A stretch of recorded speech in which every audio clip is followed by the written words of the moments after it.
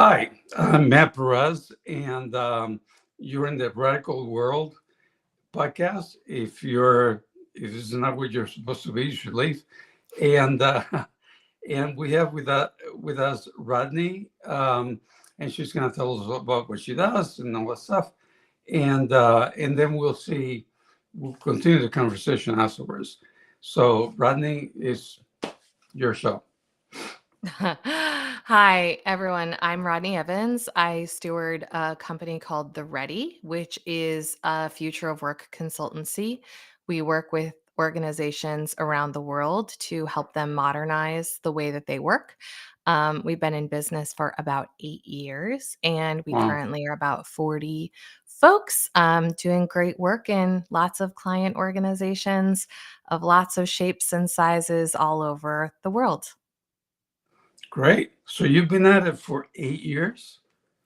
With this organization, I've been doing very similar work for about 12. Wow. Wait a minute, 12 years. That's like 2012 Hmm. when you started. And what got you to do this? I'm curious. What? I'm sorry, repeat the question? What got you to do this? How did you start and why? And all. Yeah. So the first 10 years of my career was working in very traditional organizations. I worked for a large traditional consultancy, and then I worked for an investment bank for years. And I left those places. I left the bank in 2010. And my husband was also working in a very traditional company. He worked for a big ad firm, and we both were just ready for something different and ready to leave New York City. And so we traveled around the world for a year. And Well, I think the thing that happened during that year, it wasn't like any eat, pray, love situation. It was just that I sort of realized that people who are not born and raised in a very particular culture in the US have very different relationships to work, and that things can work really, really well in a way that doesn't look a lot like traditional capitalism. And I got really curious about alternate structures and alternative ways of working and organizing. And when I came back from traveling, a friend of mine had co-founded a company called the McChrystal Group and asked me to start doing some work with them. And so for a few years, I led a team that was really just like researching and understanding what the underpinnings of adaptable humans and organizations actually is, doing very like interdisciplinary reading and writing and sense making and collaboration with experts to understand what are the skills that it takes to be an adaptable person in a complex system, and what are the markers of adaptive organizations. And so that really led me into this whole like future of work realm. And when I left there in 2015ish, then I started working with The Ready. So I've been doing versions of future of work consulting stuff for, I guess, yeah, like 13 years. that's progressive. Um, yeah, that's very progressive. I started a company. I co-founded a company, um, and called Nearsoft, and it was software, nearshoring kind of thing. And we never had any management for one. And and a lot of people tell me that's crazy. You should get some managers and work less. I go, I'm not working much. I'm just doing some sales and some strategy, and that's it. Um, but uh, but I was, the crazy guy just showed up. Give him something to eat, and so 2015 is still progressive. The the whole self management, that kind of thing, it started big with a book called Reinventing Organizations, written by Fred Lelou. Lelou. Yeah, he's been on my Yeah, podcast. I'm very familiar. and that's when it got big. And I talked to somebody. She said, "I I read the book that night. I read it in one sitting, and the next day I came to work, and it looked so different. I go, okay. Um, we get started with another book called Maverick by Ricardo Semler in 2007, and he had written it in the early 80s. So he was way ahead of the crowd. Um, but 2015 is still remarkable. And so what does the Ready do? Yeah, so it's interesting, it's funny when people say, so I started at McChrystal Group in 2012, and like on the one hand I agree that that's early in terms of the popular idea around things like self-management, and I think Reinventing Orgs is a great book, and I'm a big fan of Fred Laloux. And also there are a lot of examples of organizations doing work in different ways, like Semco, like Morningstar, like for decades and decades. So Yeah, yeah. even though they're potentially more fringe, I I would say like the adoption has come later, but a lot of these ideas were published and popular in like the 1950s. Like a lot of what we espouse in large organizations, people like Wheatley and McGregor, we're talking about, 70 years ago. There's a lot about this that just I don't think there's been enough application, but I Right. don't know that we have that many actually new ideas. I think they're just becoming more palatable as large companies are seeing the limitations of command and control bureaucracy in terms of getting what they want. And I think the reality is no certainly no publicly traded company, but in general most like large for-profit companies aren't going to make these kinds of changes just to be good. Cool. They're Cool. not going to do it just to be, humane or people first or purpose led if it doesn't also strongly impact their results.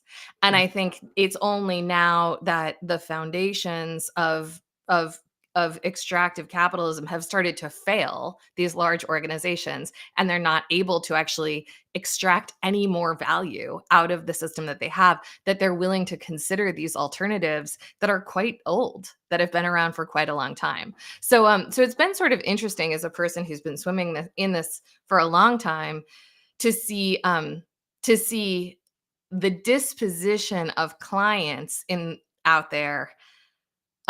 Their disposition has changed in terms of their open-mindedness and their flexibility and their willingness to experiment. I think much more than a lot of our thinking has changed in Mhm. terms of what's possible, which Uh-huh. is just funny. Sometimes it just takes a while for these things to line up with each other. But to answer your question, yeah, I mean, the Ready does organizational design work. So we have a very strong focus on systems thinking. The kind of work that we do helps organizations to really learn new moves to become more adaptable.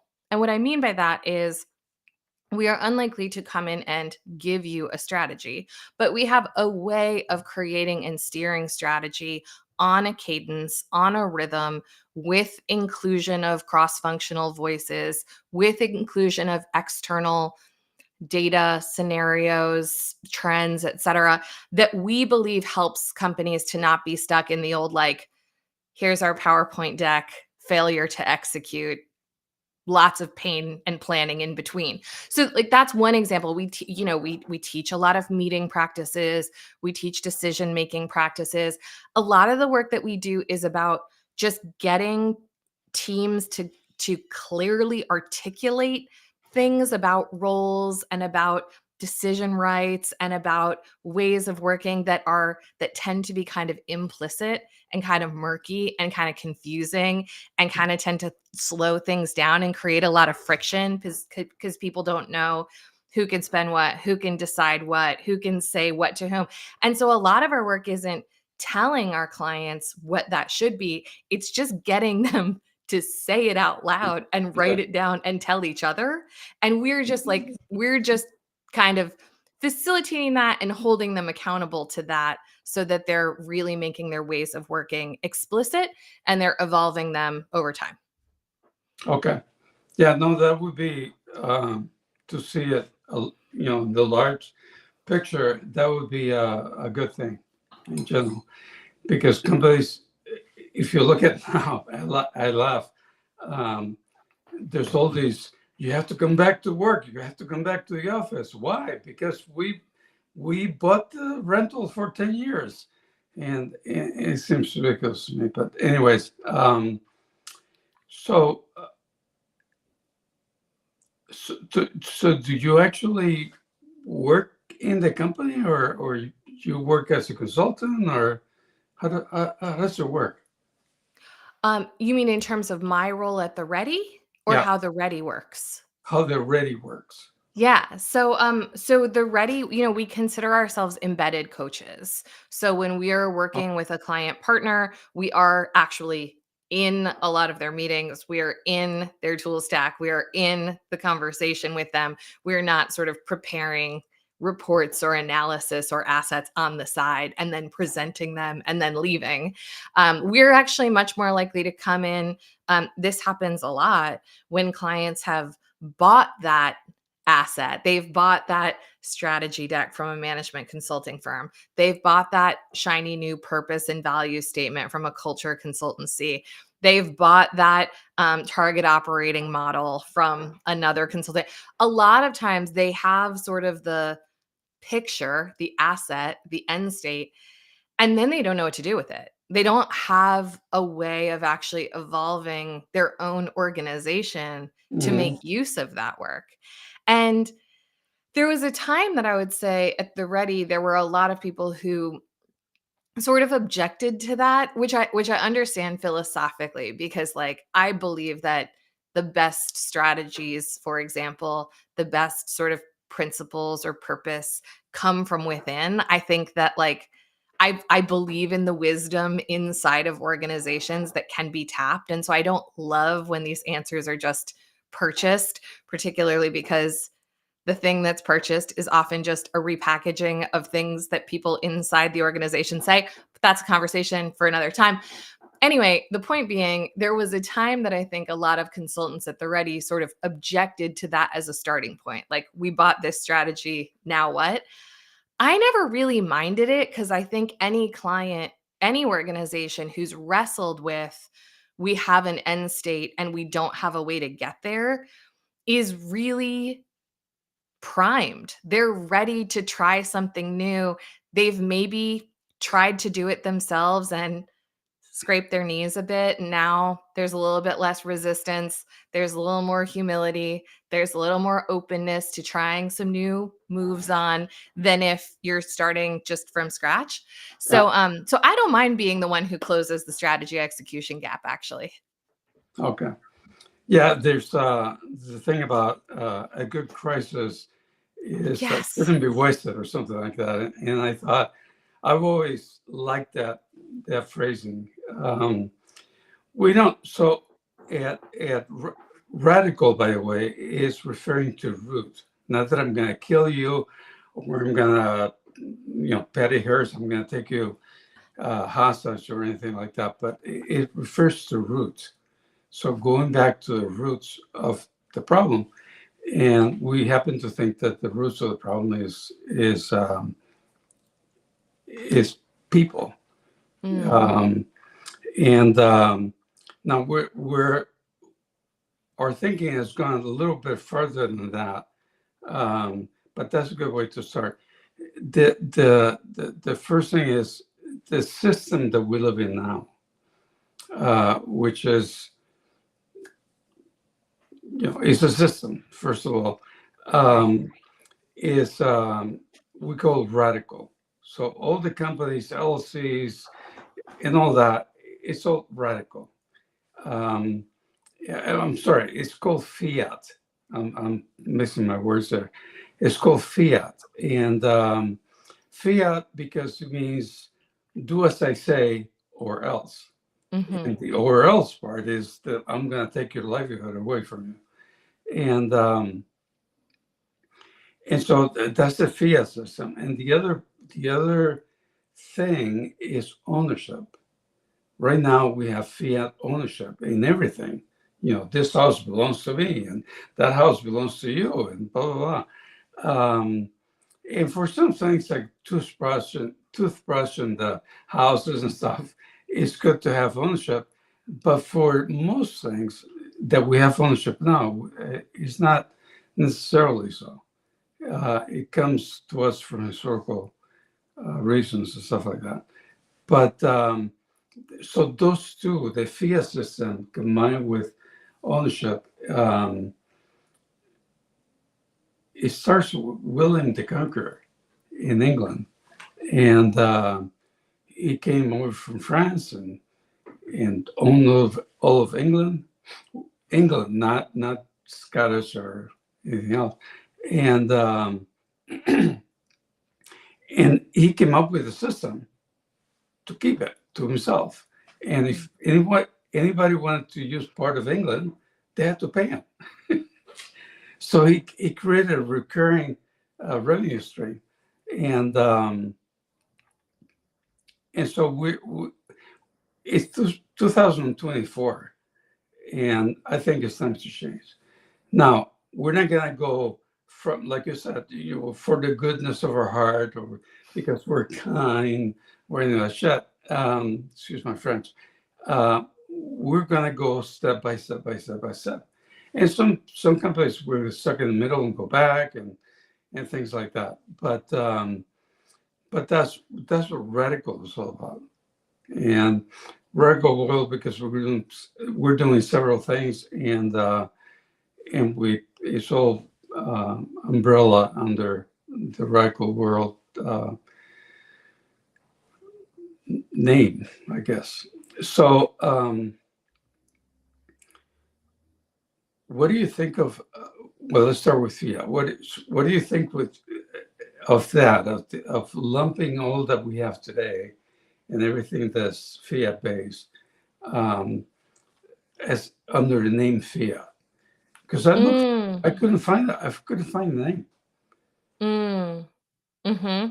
Yeah. I mean, I think all names are as good as they are useful. So if what you find is that when you talk to people, they interpret that word the way that you intend it, then I think there's nothing wrong with it. Yeah, they don't know what to do with it. They go fiat. Is that a word? Yeah, I think of it as a car. In English and Spanish, and probably French too. And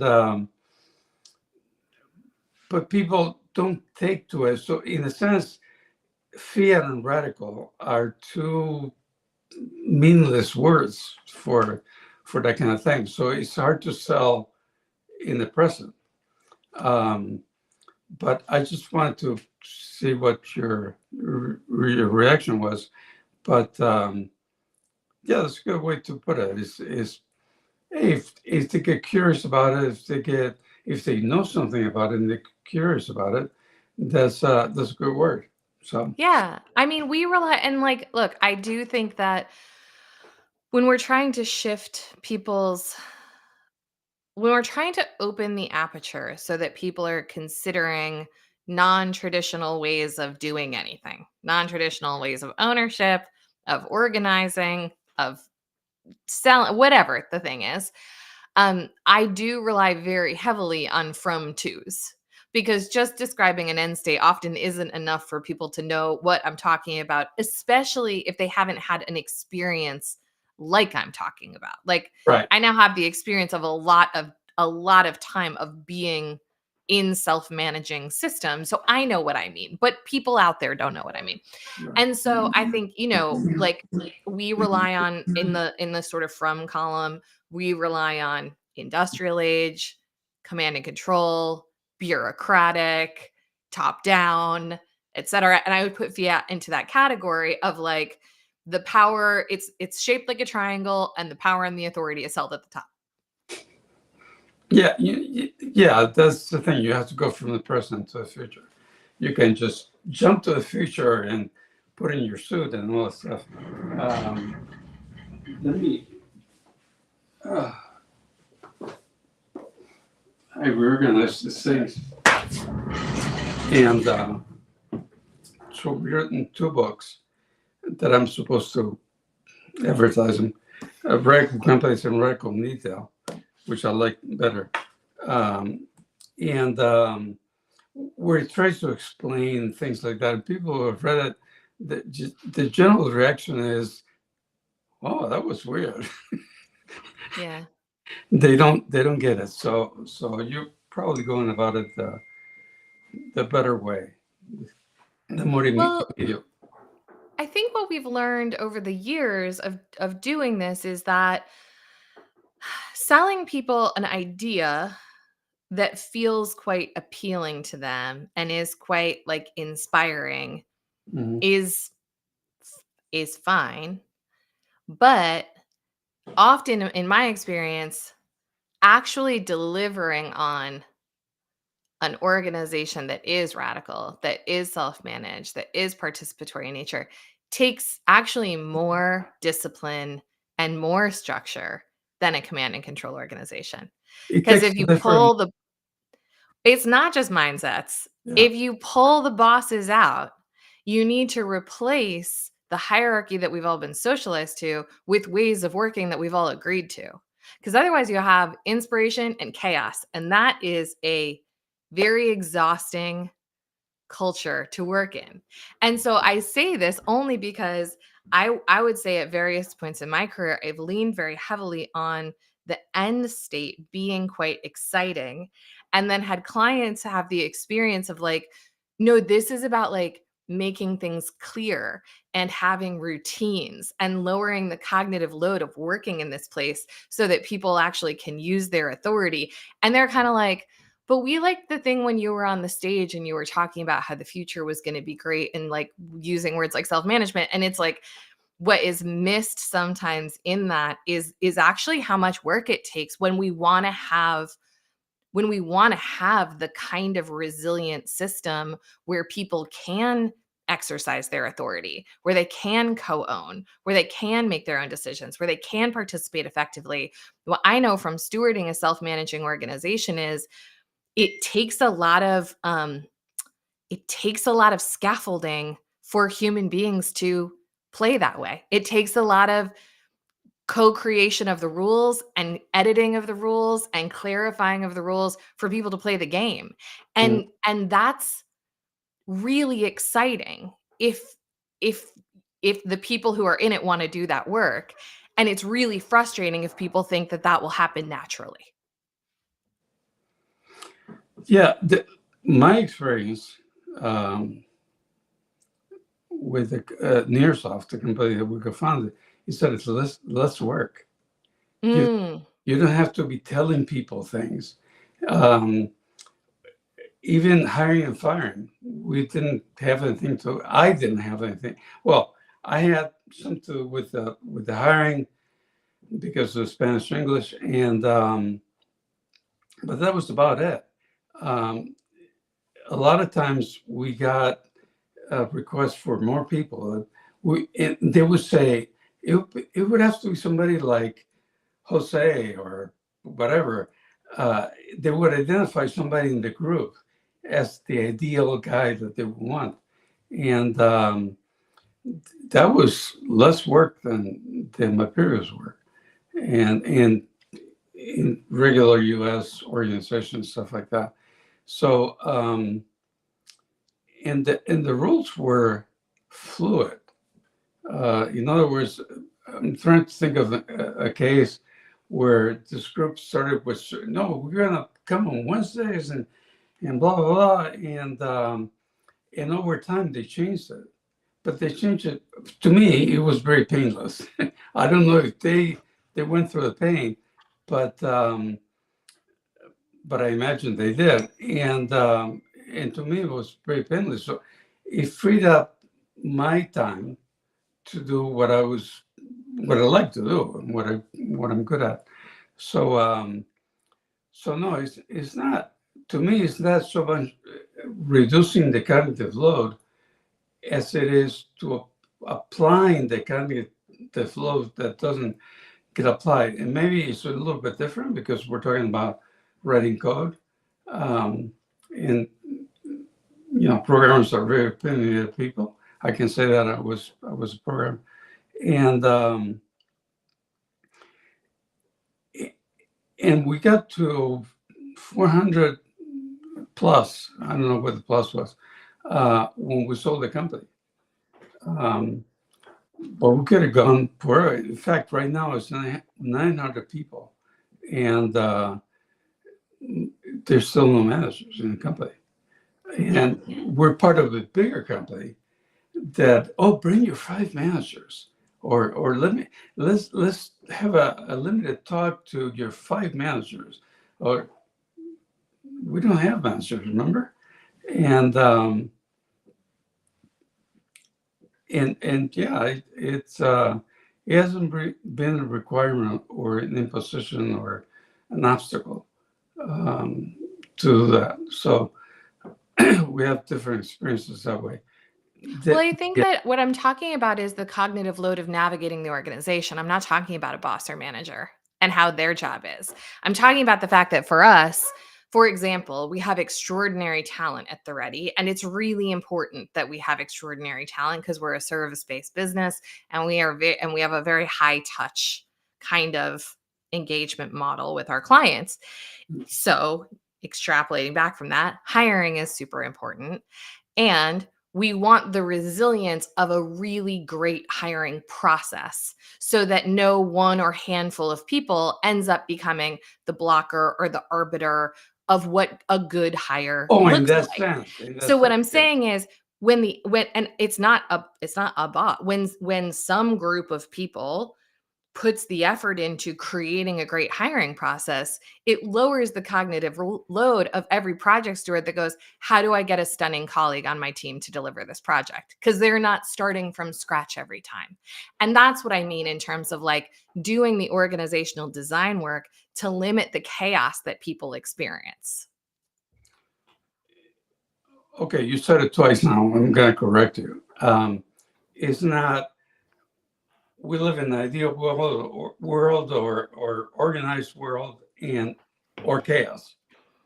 It's not the, No, literally, what I'm describing is the third way, which is the name of this podcast episode. yeah. And, and there's a long process to go from one to the other. So, Agreed. um, so yeah, but what happens is you say chaos, and that's what people remember. Chaos. Oh, if we don't do this, we do chaos. Um, and so, anyways, the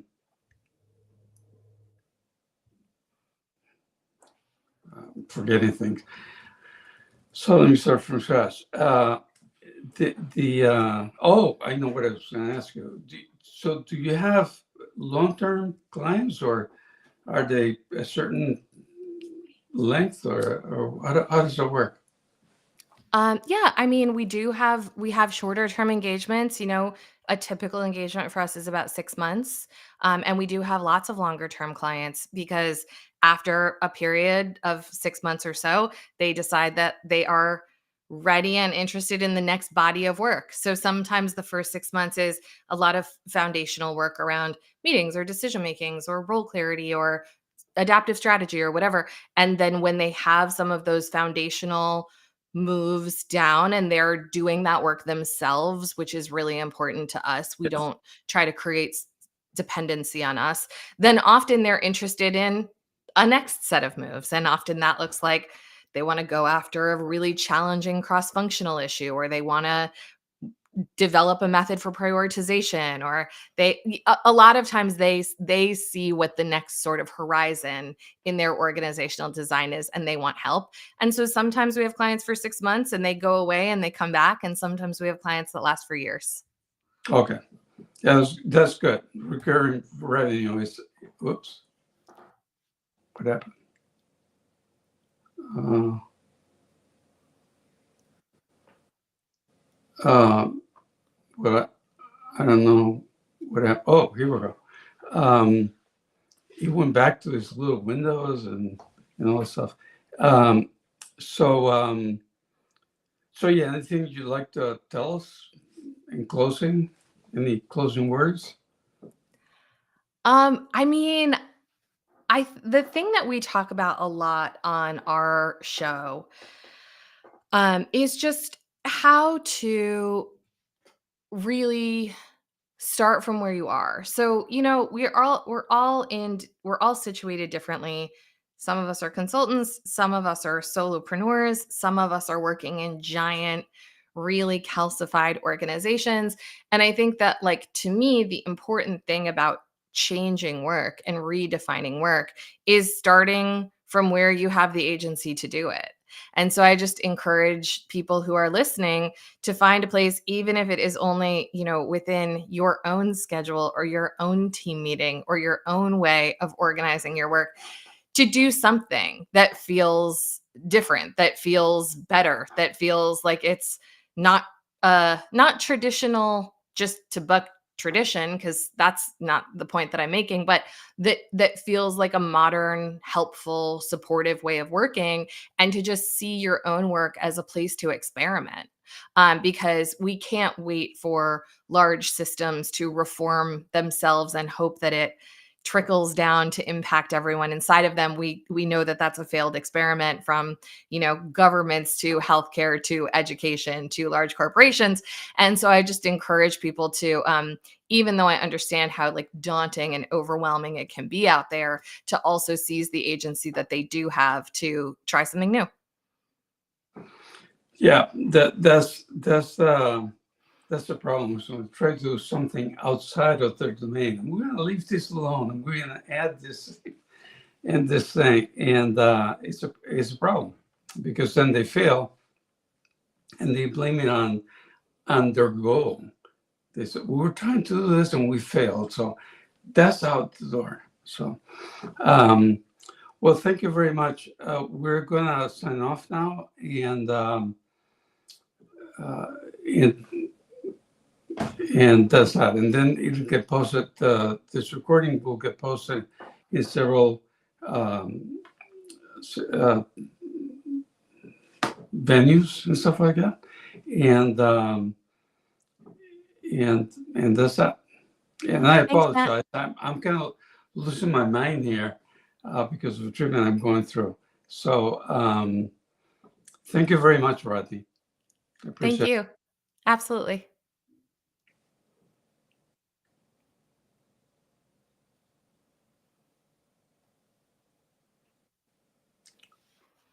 Carol's anytime you want.